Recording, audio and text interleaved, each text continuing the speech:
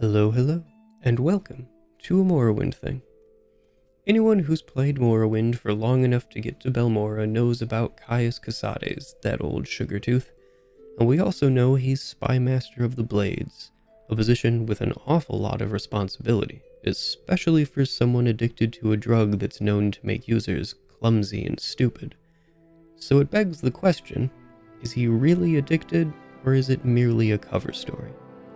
Join me as I uncover the truth about Balmora's most well-known six-pack and local skooma addict. The case that Caius is indeed addicted to moon sugar is a very easy one to make, with ample evidence to support that claim within easy reach. First, he plainly tells you he's addicted to the stuff, referring to himself as just an old man with a skooma problem. Though, I want to point out that he says this before you deliver his package and become a member of the Blades. The next most obvious piece of evidence is the sack of 5 moon sugar tucked beneath the bed beside a skooma pipe, with another sample of sugar on the nearby table. There are yet another 2 samples in Caius's 75-point locked chest, and he has 5 more in his pockets. Dude's absolutely loaded with the stuff. But there's yet more evidence we can turn to. Caius is known to frequent the South Wall Corner Club here in Balmora, and everyone there calls him a sugar tooth. It's well known, an open secret, public knowledge, an easy answer for an easy question. Case closed, done and dusted. Why is there still so much runtime left on this video? Because I don't buy it. Despite the common argument all over the internet that he's an honest spy master, can there even be such a thing as an honest spy? Isn't lying all the time practically the job description? In any case, despite my years of reading the argument that Caius was using a sugar addiction as a cover, only to fall into the trap of chemical dependency himself, I don't think that story holds water, or skooma, and I'm gonna defend the old man. To fully deep dive on Caius Cosades, I think it's necessary for us to start with his assignment to Vvardenfell in the first place.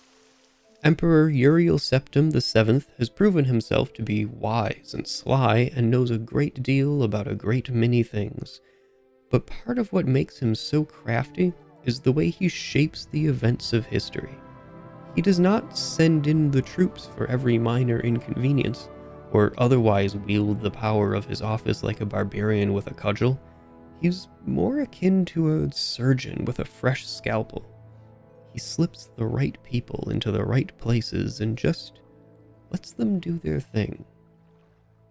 In Daggerfall, the Emperor sends a single agent to take care of, spoilers for like 3 seconds, the power source of the Numidium, a fantasy weapon of mass destruction.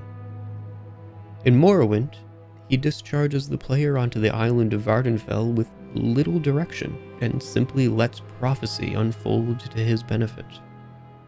In this video, he's slipped in a small nudge to ask you to like and subscribe, thank you kindly. And finally, in Oblivion, Uriel gives the player the simple task of delivering the Amulet of Kings, setting into motion a series of events that end up saving the realm of Mundus from the machinations of Mankar Cameron and Mehrunes Dagon. So when Caius was sent to Vvardenfell to be the district's grand spy master and oversee the operations of the Blades there, it's easy to assume that he left Caius to his own best instincts. And when it comes to setting up a base of operations, Caius had very good instincts indeed. First, the mundane. Positioned both on the Odai River and along the road between Vivec and Aldrune, Balmora is an important center of trade and travel, and possesses a great many merchants with diverse wares. Only the significantly larger city of Vivec, or maybe Aldrune, can compete on availability of services. The pawnbroker Drolasa Nithrian and outfitter Clagius Clandler carry a variety of goods, mostly homewares and the like, though the latter carries cheap potions for travelers with a light coin pouch and occasionally an alchemical ingredient worth snagging. Just across the plaza, Revere stocks some weapons that may intrigue adventurers looking for a deal, or those interested in more clandestine trading opportunities.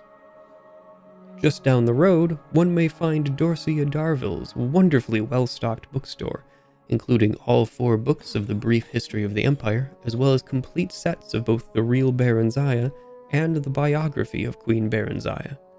Not a one of the 36 lessons of Vivek, though. Adventurers of a more practical persuasion will find themselves drawn to Meldor, the local Bosmer armorer, who offers a wide range of medium and light armors.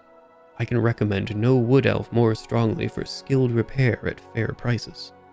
For offense, you'll find Thoric's Razorhole to be perfectly suited to the task, absolutely bristling as it is with all manner of bladed instruments. Really lives up to the name. Just a short distance away in Hightown, one will find Nalcaria of Whitehaven's fine alchemist, an apothecary of truly the highest order, with plentiful stock of a number of ingredients, both common and exotic. If you're not so much of an alchemist yourself, you'll also find Nalcaria carries a robust range of ready-made potions, though be prepared to pay a premium for the quality she has on offer.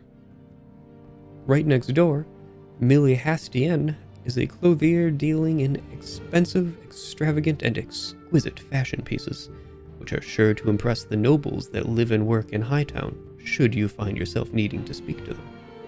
With such a variety of goods within easy reach, there's little else a spy master could ask for. And speaking of easy reach, there's a number of important locations within easy walking distance of Balmora. Caldera, and its important ebony mine, is just to the north.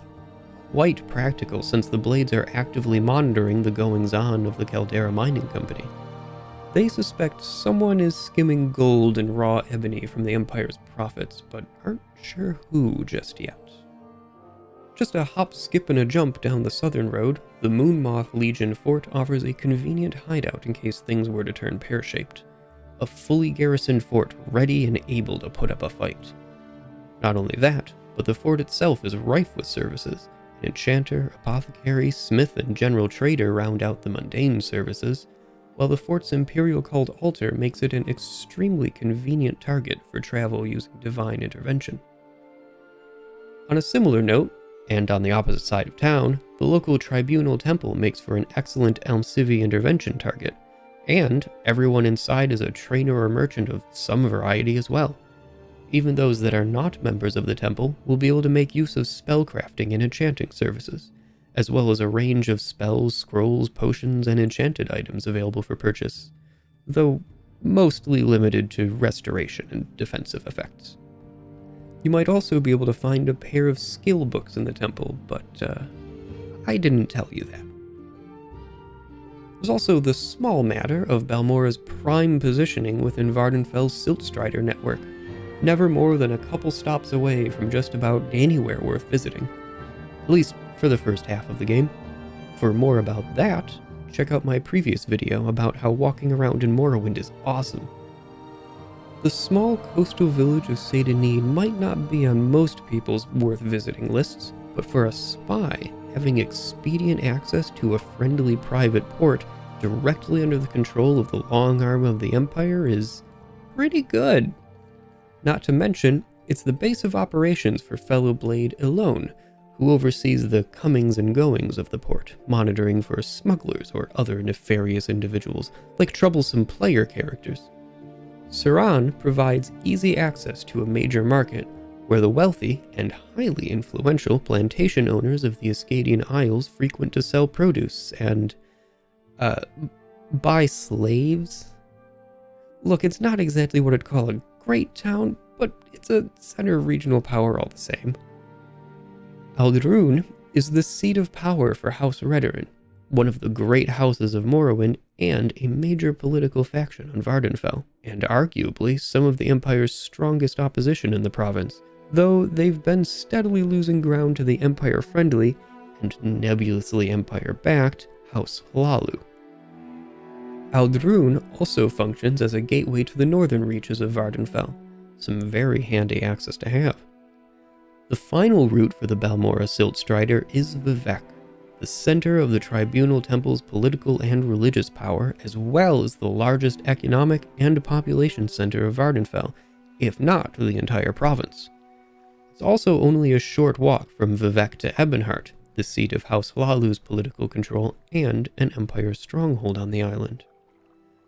Of course, I would be remiss not to mention the Balmora Mages Guild and its guild guide, offering instant transit to a small handful of locations. Aldrune and Vivec are also covered by the Siltstrider, but experienced players will know that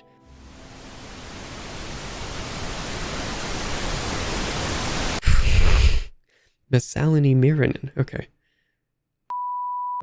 But experienced players will know that Messalini Marion will get you there for nearly half the cost. She also offers expedient travel to Caldera, though that's so close it's not really worth it, and Wolverine Hall, all the way over in Sadrith Mora, clear on the opposite side of Vardenfell. A very useful trick to keep in your back pocket for when you need to get over there. Once in Sadrith Mora, boat travel along the eastern and northern regions of Vardenfell is open to the intrepid adventurer, making this one of the most practical ways of getting to and around the eastern side of the island. And while we're in the Mages Guild, it's worth talking about the services they offer. I already mentioned the Guild Guide service, but nearly everyone in the building will sell you spells. Everyone but Messalini offers training in the various schools of magic, and they will all sell something. Spells, enchanting, potions, alchemy ingredients, scrolls. If it's magical, someone in the Balmora Guild of Mages can help you with it. Right next door, you'll find the Balmora Guild of Fighters, which is a fair bit less populated, but if you want martial training, there's no better place to find it. Absolutely everyone here is a trainer, and you can learn axe, blunt weapon, long blade, athletics, block, spear, medium armor, hand-to-hand armor, and heavy armor within these walls. Wayne sells poisoned weapons, and will happily repair your equipment. He'll even do it a little cheaper than anyone else in Balmora too, even for non-members. And finally, we start getting back to Caius himself. That's what this video is about, remember? Kind of turned into a Balmora tourism guide for the last several paragraphs, didn't it? Anyway, the location we're sent to in Balmora to track down Caius Cosades is the South Wall Corner Club, and this place is seedy. It's a Thieves Guild hideout, and nearly everyone here is a member, the only exceptions being Tapius as Drekis, who I have no idea what he's doing here, and only he stands there, who, as best I can tell, isn't doing anything outright illegal, but he's definitely hiding from the pricing control of the Mages Guild. So what's the Emperor's Spy Master doing in this den of thievery? Well, he's playing the part of an addict and listening to the conversations around him, of course. What better ways are there to get information about illegal plots? Think about it. The Thieves Guild is an old organized crime syndicate, keeping track of all the fat loot moving through the region. And, by extension, the movers and shakers with said fat loot. Having an ear to the ground with the Thieves Guild is having an ear to the ground for Morrowind's entire crime scene. Of course, what fun is organized crime without a rival gang? Enter the Kamana Tong, Morrowind's very own homegrown criminal syndicate. They hang out in Balmora's council club, being tough guys, and that's kind of it, actually. They do thuggish crime stuff, ostensibly. Since they're fiercely xenophobic, there's no way for Caius to keep track of them directly, but embedding with their rivals? Yeah, he can do that. The enemy of your enemy is your informant, or something. Of course, the Kamana Tong isn't Vardenfell's only native organization that deals in less savory activities.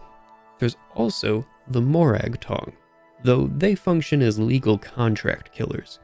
If you want someone gone, simply pay the Morag Tong to issue a writ for their elimination.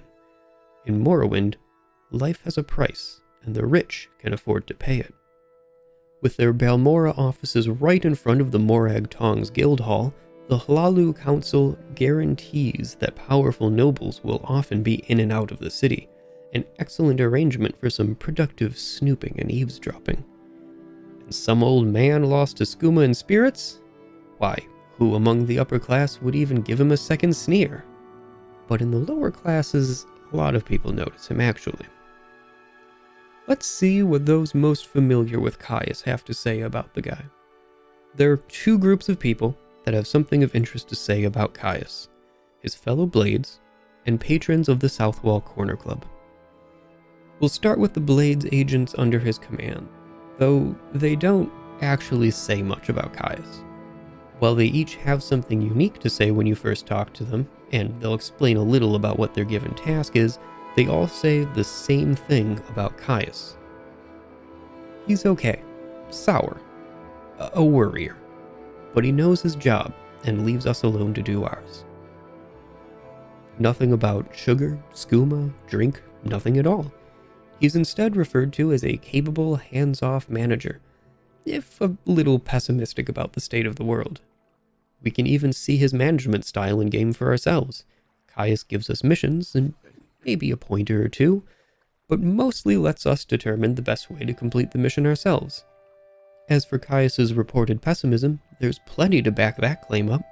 Asking Caius about freelance work will reveal that he worries about your safety when sending you out on missions, and his unique responses to little advice are all about being careful not to get in over your head. And when he's eventually recalled to Cyrodiil, he mentions factions vying for power over the Emperor's failing health. To some, this might be paranoia, but for a spy master, it's just part of the job. So he's a great boss, cares about his people, and takes his job seriously. I will put all that as a point in favor of him not being an addict. But the people at the Southwall Corner Club, that's a different kind of relationship, one that isn't based in business, as far as they know, and they have more interesting things to say on the matter of Caius Cosades. Sotilde, Arathor, and Fane Riel simply refer to Caius as that old sugar tooth, so his reputation as an addict is certainly well known. The other patrons have more interesting things to say, however. Chirinir, for example, comments directly on Caius's sugar habits, saying, "That old gray hair gobbles sugar like scuttle. Chirinir is surprised he still walks, but it doesn't affect him. That is the mark of a long-time user." For reasons I'll get into in just a moment, I do not believe Chirinir is Caius's dealer, but she makes a pretty strong claim regarding the severity of his habit. I know this is somewhat splitting hairs, but she doesn't specify actually having seen him use the stuff. I mostly make this distinction because the ambiguity makes it poor evidence in either direction. This could be taken as truth, meaning that Caius has built up an incredibly high tolerance, or it could mean that Caius is faking it all the time and doesn't modulate the act enough to emulate an acute effect. In a similar vein that makes me skeptical of Caius's sugar use, Tapius's Drecus, some of these names I tell you, that one's honestly not even bad, it's just kind of a weird order of those phonemes. Anyway, Tapius's Drecus has a decent bit to say on the topic of Caius Cosades. Interesting old fellow. Been in Balmora a long time, since before the district reorganization. Been in some trouble, but he apparently knows some people. Goes off for a while, then comes back. He's a veteran, I think, has friends over at Fort Moonmoth. Don't know where he gets his money, but I wouldn't be surprised if it wasn't legal. So Tapius suspects something about Caius, but isn't sure what it is, and thinks it probably isn't exactly above board. Tapius is an interesting character. He's in the Thieves Guild hangout, but isn't a member himself, and since he has no associated quests, this unique bit of dialogue is the only thing of note about him. I suppose it's possible he's a retired member of the Imperial Legion, though likely not deployed at Fort Moonmoth. I find this unlikely, since the rest of his dialogue, which is just the collection of generic lines for warriors in Balmora, doesn't imply any allegiance to the Empire so much as it does being a mercenary. No shortage of work for a freelance merc in Morrowind, that's for sure. The last person in the Southwall Corner Club is the Argonian, only he stands there. I already mentioned that he's up to something that the Mages Guild doesn't like. He's undercutting the guild's prices for restoration training, but he also has an interesting tidbit to share regarding our friend Caius Cosades. I don't know what your business with him is, but be careful. Caius Cosades may appear to be a pathetic old man, but don't judge by appearances. Some people made that mistake a while ago, and they're not with us anymore. And they're not with us anymore. If we're to assume this was actually a fairly mundane occurrence, perhaps a group of thugs tried to mug him, then I would take this to show that Caius is able to hold his own in a fight. And, taking a peek at his stats in the creation set, we can see that he's definitely able to hold his own in a fight. While we're here, I want to call attention to Caius's stats. We know from a reel that Moon Sugar and Skooma makes you fast and strong, but clumsy and stupid, and the negative effects can become permanent with addiction and long-term use. In the creation set, we can see that Caius is certainly fast and strong, with 100 speed and 90 strength, and while his intelligence is a fairly average 59, he also has an agility stat of 100. I wouldn't say these look like the stats of a drug-addled old man. Before I go off on too long of a tangent, I have a confession to make. A while back I said there were two groups of people that have something to say about Caius Cosades. While technically true, it leaves out that there are two more characters that also have him as a topic available to ask them about. I was being facetious for dramatic effect. The first of these two isolated acquaintances is Meramilo, a dissident priest currently serving the temple in Vivek. She's important to the main quest, but that is a topic for another time entirely. Right now, we only care what she has to say about Caius. She has a pretty solid paragraph or two, and it's honestly all pretty irrelevant to us at the moment, but she does say, "I never know what he's thinking. I think he's involved in something secret, something dangerous." For a supposed addict, he seems highly capable as a spy. I have a theory that Meramilo has only ever seen Caius on the job, outside of Balmora, when he's dressed in his blacks and isn't using his cover story to hide in plain sight. Tapius, remember him, mentions that Caius sometimes goes off for a while, and these are probably the times that Mayra has seen him. If being an old man with a skooma problem is indeed just an act, as I'm proposing, then there's no reason that Meramilo, all the way over in Vivek, would ever see that side of him. The final person that has anything at all to say about Caius is Alvis Terry, someone that I don't think I've ever paid much attention to before. He's a dark elf rogue in a fancy suit of armor hanging out in the Eight Plates, a tavern clear on the other side of the city from the Southwall Corner Club. I'm not going to subject you to my attempt at a Dunmer male voice because I don't smoke, let alone 18 packs of fresh weed a day, but here's what he says about Caius. "Old fellow in trouble again, eh? He has a number of bad habits, like forgetting to pay the man in a timely manner. I don't know where he is, but he hangs out at the Southwall Corner Club. Ask for him there." I find it hard to believe that Caius is having money problems. He's a Grand Spy Master, reporting directly to Emperor Uriel Septim VII himself, and casually drops 2,650 gold on you for expenses during the quest he sends you on, with another 200 if you're below level 4 when you first speak to him.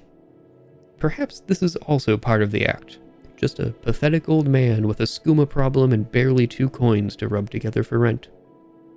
In any case, Alvis is the only person in the 8 Plates that seems to have even heard of Caius. So what gives? Why does this guy have this bit of unique dialogue? Alvis has a little secret. He stole a founder's helm from the Redderns. Well, okay, it's not actually a secret. He's been openly boasting about this feat and wearing the thing in public. The quest to retrieve it isn't especially interesting for our purposes, but it's notable that stealing the founder's helm was more involved than your typical opportunistic petty thievery. And Alvis did it while not being a member of either the Thieves Guild or the Kamana Tong. That makes him one of very few unaffiliated thieves in Balmora.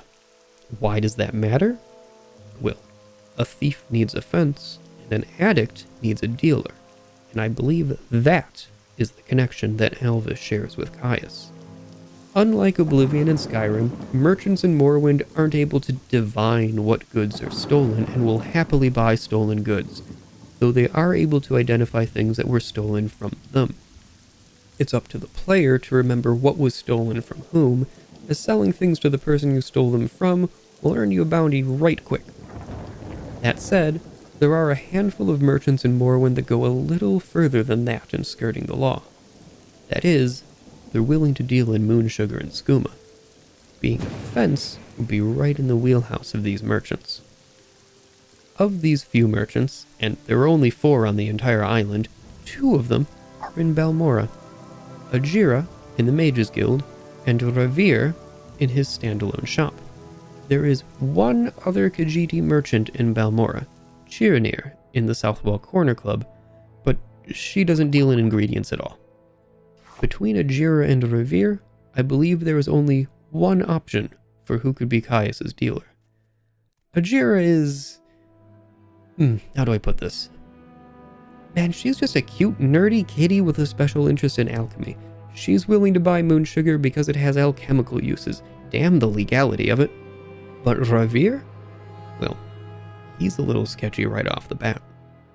Ravir knows why you are here. You want to buy Ravir's famous Daedric weapons. Yeah, those aren't Daedric weapons. What? You say these are not Daedric weapons? No, you are right, but Ravir is no liar.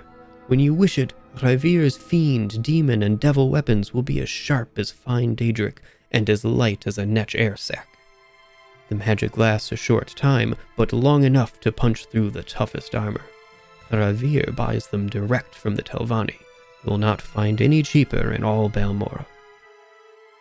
They're weapons with a bound weapon enchantment, and bound weapons are equivalent to Daedric, so he's not exactly lying, but I'd still call him a bit of a grifter. In my opinion, Ravir is the most likely candidate to be Caius's Moon Sugar dealer. I would be remiss not to mention Nine Toes as well. Though he's not Khajiit or a merchant, he gives the player 4 Moon Sugar when you ask him about training as a member of the Blades.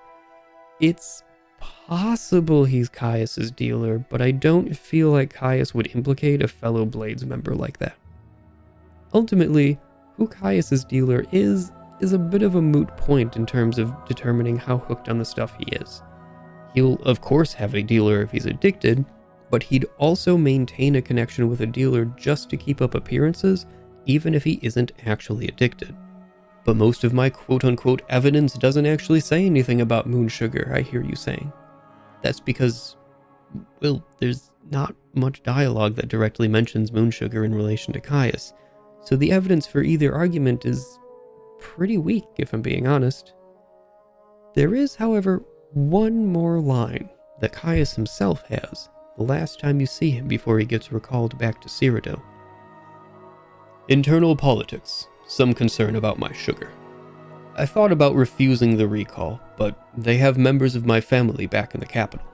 I'm afraid it may have something to do with the problems with the secession. As the Emperor's health declines, factions are maneuvering for advantage. I may be gone a while. That's why you're promoted to operative. We have to do a lot of reading between the lines here, but it sounds like the reason given for Caius's recall to the capital is his skooma problem. He, however, suspects that's merely the official reason being given, while the real reason behind the scenes is issues with the impending succession of one of the Emperor's heirs. That's certainly the kind of situation where having your spy master close at hand might be beneficial. So, it's a toss-up then. Nothing to conclusively say either way. I still think Caius's skooma problem is an act, a clever ruse that he's been using for at least 13 years, and maintaining it well enough that most people don't even question it. 13 years, by the way, is how long it's been since Vardenfell was opened up to habitation. It also happens to be how long it's been since Skyrim was released. I cast old upon you! But what do you think, given all the evidence I can find? Is Caius a master at maintaining his cover, or did he really succumb to skooma? Let me know what you think in the comments. I want to thank my channel members on screen now. They go above and beyond to help me keep making these videos. Taking this extra step is always appreciated, but never required. Thank you. And for those that aren't members, thank you for watching and listening to me ramble. I really do appreciate it. I already mentioned liking and subscribing, but options still available for you. Also check out the comments. I won't be at all surprised if more evidence gets dug up and discussed down there. And at the end of the day, thank you very much for stopping by and listening to me ramble on about an old man and an old game. And, as always, have a great one.